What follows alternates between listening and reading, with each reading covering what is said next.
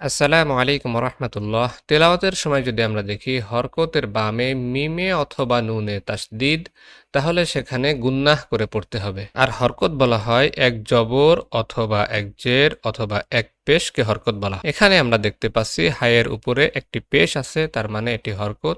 আর হরকতের বামে মিমে তাসদিদ, তাহলে এটি হবে হা মিম পেশ হুম, মিম জবর মা, হুম্মা।